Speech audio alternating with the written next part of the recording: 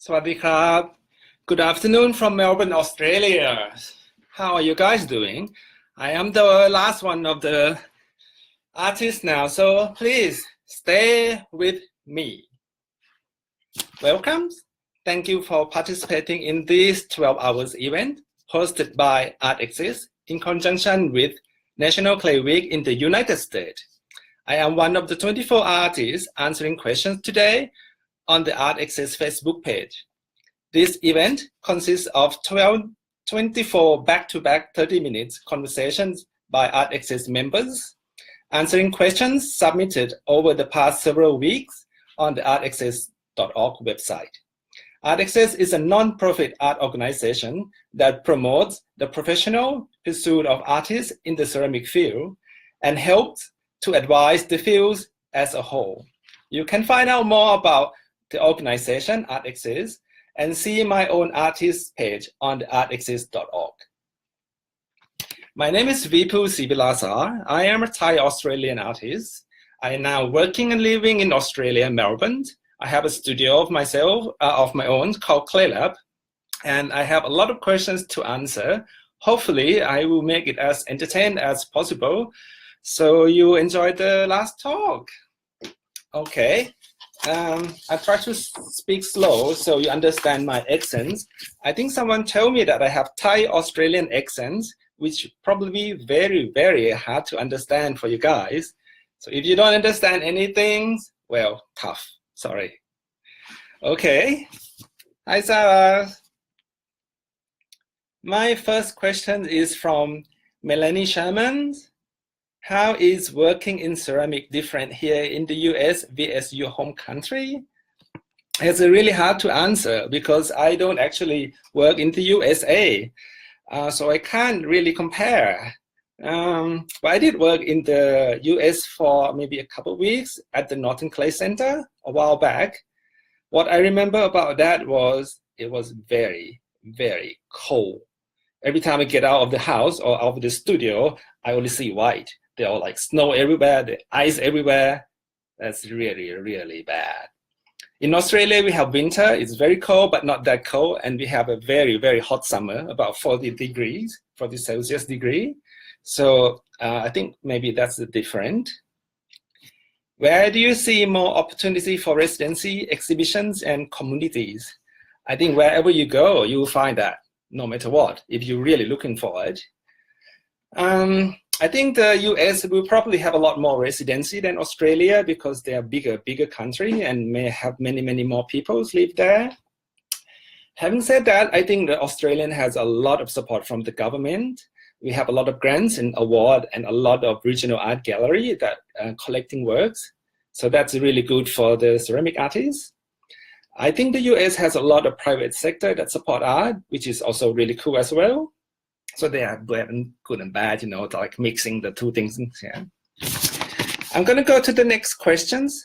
How do you negotiate the use of cultural signifiers and the meaning they convey, especially as power and perspective shift through time and space? By Lawrence Sanders. That is very hard questions. How do I negotiate the use of cultural signifiers? I think in Australia, culture sensitive is very big topic at the moment. So it's very, as an artist, I think we have to be very, very, very careful to borrow something from other culture without understanding what it is. I normally use a lot of my Thai background and my experience in Australia to create the work. So that's belong to me. If I'm interested in other culture, I would study a lot to make sure that I understand what it is before using it. And I try not to copy it, but try to use it as my inspirations. Hopefully that answers your questions. The third question is, I am interested to know what ceramics think are the most effective way to promote their work. By Pip McNamas. Pip, I think the best way to promote your work is to make good works. That is it. Make a good work. Once your work is very good, it actually promotes itself. Having said that, making your good work maybe not enough nowadays. I think social media is a must as well. And a website is very, very important. Even though you have social media, but actually maybe it's not good or look professional enough when you send your work to curators or to galleries or to collectors. Having a website is kind of show that you take your work seriously. But saying this, like I think promote self-promotions and promoting of your own work, it's kind of different from person to person.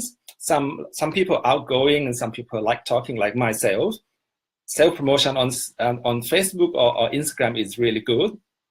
But someone very shy, they may not want to do that. They might happy to be promoted by their own gallery. Let the gallery do all the job. So that's a good way as well. So there is a lot of different way, but I believe the best way is to make a good work. Another one is from Anthony S. Hello, Anthony. I hope you listen to me. Your work has some strong folk cultural elements. Do you agree? Yes, I am agree, Anthony.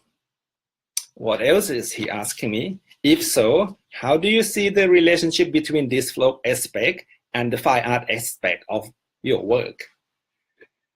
Well, I see they're quite the same. I think the folk artists and me doing our work because we love doing it. I think that's the similarity. Don't you agree? Yes. I think the work that I make is the labor of my love, and the work that the folk artists create is the work of their love as well. So I think that's the thing that I see similarity. The third one is from Anonymous. Do you believe that art has the power to affect change in the world? I actually do. What about you? Do you think art has the power to change the world? Give me your answer in the comment section and I will read it. Well, I think art can change the world in many different ways. For personal level, I think I am very happy when I make my work. And because I'm happy, I spread my happiness to other people and make the other people happy. Other people look at my work and they're happy. And when people are happy, it makes the world a better place. Don't you agree? And for the bigger level, some art is really, really powerful. They can raise awareness for world issue.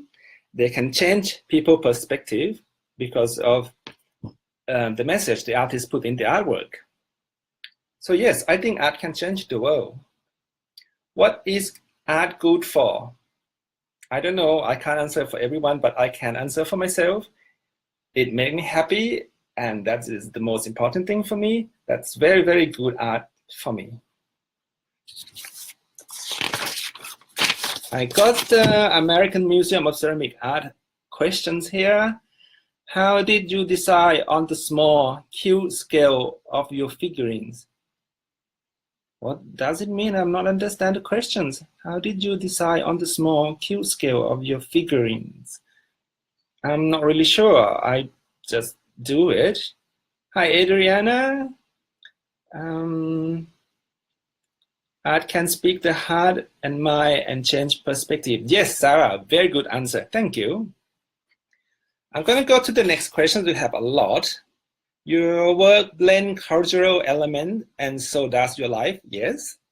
Where do you find yourself as an artist in the term of defining yourself culturally and the power of globalization? Oh, okay. How about this? I am a Thai-born Australian artist working and living in Melbourne, Australia, but exhibiting my work around the world. Would that fit in with the questions? Okay. American Museum of Ceramic Art asked me again, have you considered working much larger? Oh, yes, I do. Actually, I have worked a lot bigger than what you've seen recently. When I was in Thailand, I make work about like, I think, 100 centimeters tall, 1.5. Yeah, I didn't really enjoy it. It was fun, but it was hard work in all aspects. Hard to make, hard to move, hard to find, a little bit harder to sell as well. So maybe I'm not going that road again. And then what is the most exciting events you experienced in the past 3 years that made you feel positive about being an artist? By Mr. Cole Eric Cole. What is the most exciting event that I experienced? Oh my God, there's so many. But one thing that's keep me exciting all the time is the ability that I could go to studio every day and do what I love. That is the most exciting thing. Every single morning, I got up. I'm so excited to go to my studio. What is one thing you do that is the biggest contributor to your success? By Brandon S. I think we might have to talk a lot longer because we might need to define the word success. What does it mean to be successful? What success mean to you? Oh, we could talk about this all day long, but I'm not going to go that far because I only have like, maybe 20 minutes left. So what is the one thing that the biggest contributor for my success, if you call me successful? I think making my work is the most important thing, the biggest thing that contributed to my career. I just keep making work, making it day and night, and stay with it. Being a full-time artist is not easy. It's really, really freaking hard. And to be able to do that for as long as I am, it's quite an achievement. And because I'm staying in the field for so long, people start to recognize me.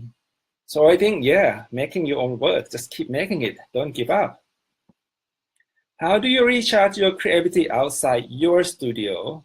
By Mindy Tillman. Mindy, what I did is I taking my cat for a walk. When I take my cat for a walk, I don't use internet. I don't use my phone. I just walking with the cat. I see my cat smelling glasses and then flowers, and then maybe they climb the tree and the wind go past me and the sunshine and everything. It was so nice. So that's how I relax. I also like sleeping. Sleep helped me generate a lot of new ideas, I guess, dreaming. I also like finding good food to eat. It's really, really relaxing and really exciting when you find good and cheap food. If you come to Melbourne, I can tell you where to go for good Thai food. Next questions. What are your thoughts on ceramics in the context of social practice and activisms? I think it's good. Well, anything is good that involves clay. And what do you think about the rise of handmade objects? I think it's fabulous because that helped a lot of artists and potters making a living. They can sell more of their work. People enjoy handmade pots. So yeah, keep it coming. Make it rise even higher and higher. Okay, I'm just gonna check, see if you have any questions. I think I see something about, I saw your kitten back there. Love the cat in your work. Oh, thank you. That's my cat here. She's, I was trying to wake her up and then, get her to help me answer the questions, but she get really, really cross about it. So she gone back to sleep, and then that's her sleeping bed, and this is her highway, cat super highway around my office. Okay, the next one is, what are your thoughts on ceramic in the context? Already answered that, sorry. What is your reason you make ceramics? By Monica P. Hello, Monica. I enjoy your talk as well. Well, the reason I make ceramics because it made me happy. As simple as that. It made me happy and made me a better person. How do you structure your day in the studio? By Abby Peacock. Abby, I start my work at 7:30 in the morning. When I arrive at my studio, I have a nice cup of tea. That's kind of a ritual to prepare myself, my mind and my body that is just about to enter the creative zone. I had lunch about like 11 o'clock. I had like really early lunch. It will be like maybe 30 or 40-minute break for lunch. I often bring my own lunch, or if I have some money, I will just go to the cafe next door, eat lunch, and then come back and work straight away until 3:30 in the afternoon. Then I go shopping for food, come back home and work on computers. Monday is my paper day, so I pay bills, and I do a lot of email or big email answering on Monday. So sometime Monday, I just stay at my office, not going to studio. Abby Peacock also asks again, how long did it take you to develop your style? Not very long. I don't know if I develop my own style. I just do what I love to do, and people think that is my style. So it's kind of nice. So I think, Abby, if you want to develop your own style, you just keep making work, just making and making and making, and then your style will come true. What is your favorite tool, or one would you suggest for others? By Jennifer P. Jennifer, my favorite tool is my hand, and I recommend it to you. Look after your hand. I have the best quality hand brushes. So when I clean my hand after a day of working with clay, I can brush off all the clay particle of my fingers and my hands. I use the best hand cream I can afford. It's look after my hands, so it's nice and you look good, it's soft, so it lasts long. Another tool that I really can't live without is Google. Yes, I do a lot of Google search for images, for stories, and for ideas. So that's a really important tool as well. Okay, I'm gonna go have a look in the comments, see if there is any other questions. What other artists and art form inspire your work? There is a lot of artists inspire my work. I just couldn't name them all. At the moment, Dirk is really cool. I like his work a lot. Dirk is. An art form, maybe paintings inspire my works. Art of good food making is really inspire me. Okay. What else? What's the next questions? What is the best ceramic related advice you received? By Abby Peacock again. Well, it's not a ceramics thing, but I think it's really important, and I would like to give it to you, which is prioritize.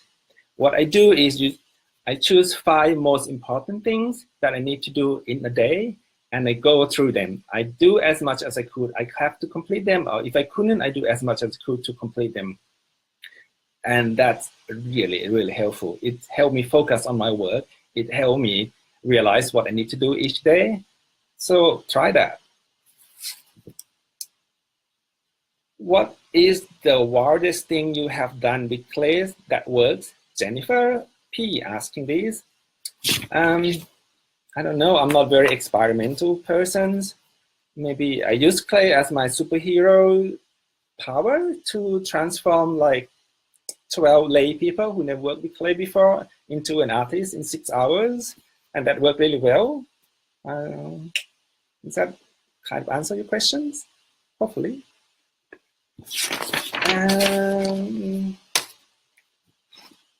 How do you engage the world of artificial, specifically philosophy, criticism, literature, as the mean to contextualize your work? Okay, that's from Brian. I don't normally doing philosophy or criticisms, but I do read a lot. For example, I really, for the last couple of years, I was obsessed with how to be successful. So I read a lot of business books, how to be successful. And I make a dot point, how to be successful, maybe 12 steps, how to be very successful. And I turn that 12 steps into sculptures. Each point is each sculpture. So if you look back into my website and see my older work, you could see the series. So I think that's how I turned the literature into my work. Do you remember the first thing you made with clay, Annie Deventor? No, sorry, it was a long time ago. If you could apprentice with any artist throughout time, who would it be and why? Anonymous? I don't know. Maybe Andy Warhol, just so to see how to make money or how to be successful within 15 minutes.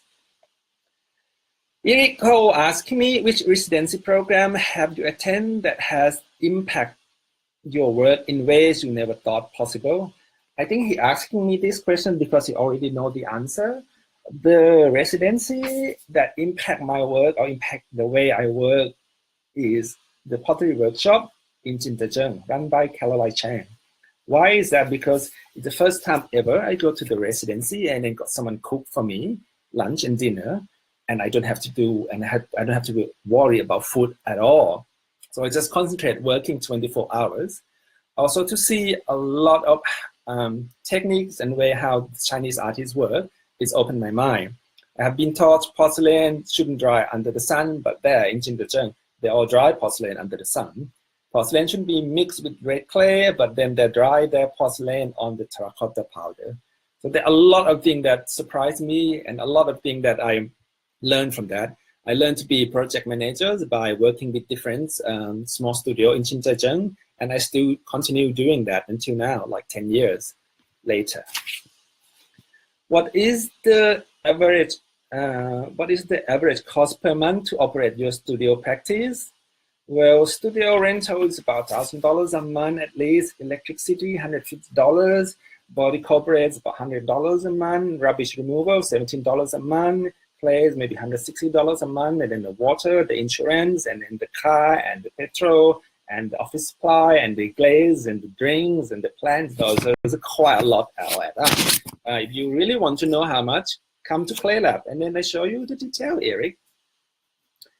And what is your biggest contributor to financial stability in your studio practice? It's me. Who are your biggest contributors to financial stability in your studio practice? It's me. I'm a full-time artist. I don't teach, I don't do anything. I just make artwork. And then I was lucky enough that a lot of my artwork been collected by collectors and then public institutions. How long did it take to gain stability? Quite a while. When I first started making a work, I remember I sold my works like $20. Hardly anyone buy it. But it's slowly, like I said before, just keep making, and stay in the game as long as you can. And then people start to recognize, and it worked.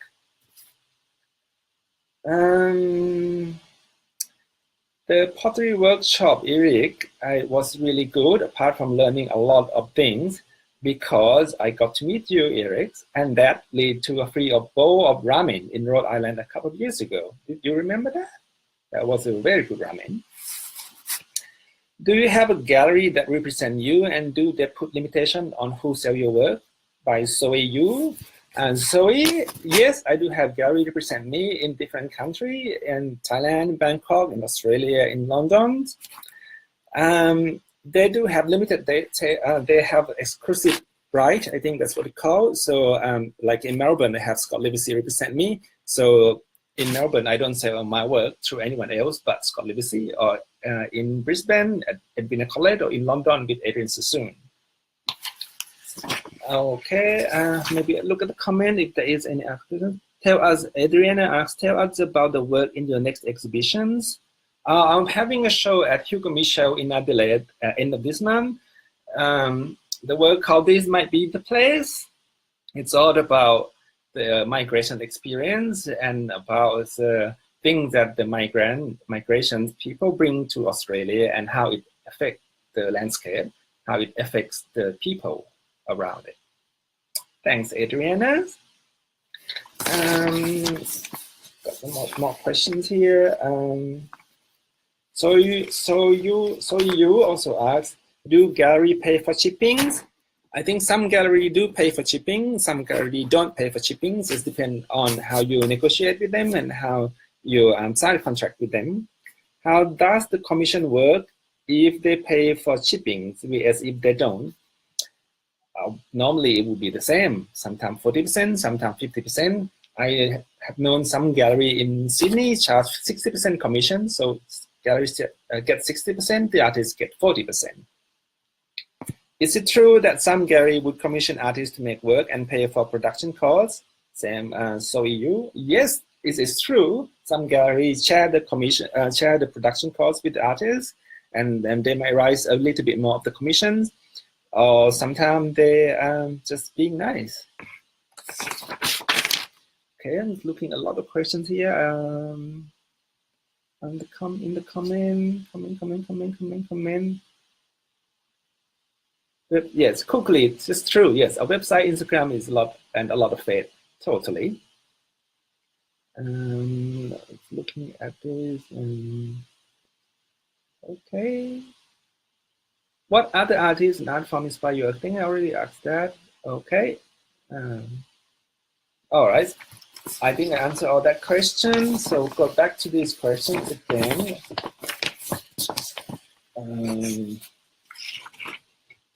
If you could collaborate with anyone, who would it be? Anonymous. Who would it be who I want to collaborate with? It's so many people, but I think I would, at the moment, I would like to collaborate with one of my best friends, Vipoo. He making textiles art. I think it would be really cool if we could do a collaboration together. We have been talking about it for a long time, but it never happened. So hopefully we get it done before we too old to do it. Describe your work in 2 words. Happy and cheerful. That's easy. What feedback have you received that has been the most impactful on your work? Your work made me happy. I think that's the best feedback I ever got, and made me really, really happy. What is the best system for education of ceramic craft and art by Artaxis? I don't know. To be honest, I don't do anything with the educational field. But if you ask me, and I think travels would be a good thing to do. Travel outside your own culture, travel outside your own country, see things that you've never seen before. And this way you could also place your work in terms of international positions, like how you work it. You might be a very, very good artist in your own village or in your own country, but when you go out of your own country, you realize actually there is a lot more to learn, and there is a lot more artists to learn. One thing that I tell myself is, whatever you do, there always be someone else doing it better than you do. So this keep me grounded, and this keep me want to do something better than what I did yesterday. What is the? I think also apart from travels is to making work, to making your own work, and to see other artists work, how other artists work.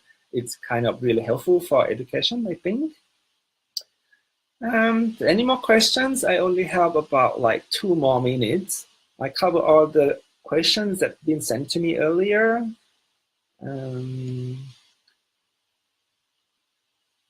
Okay.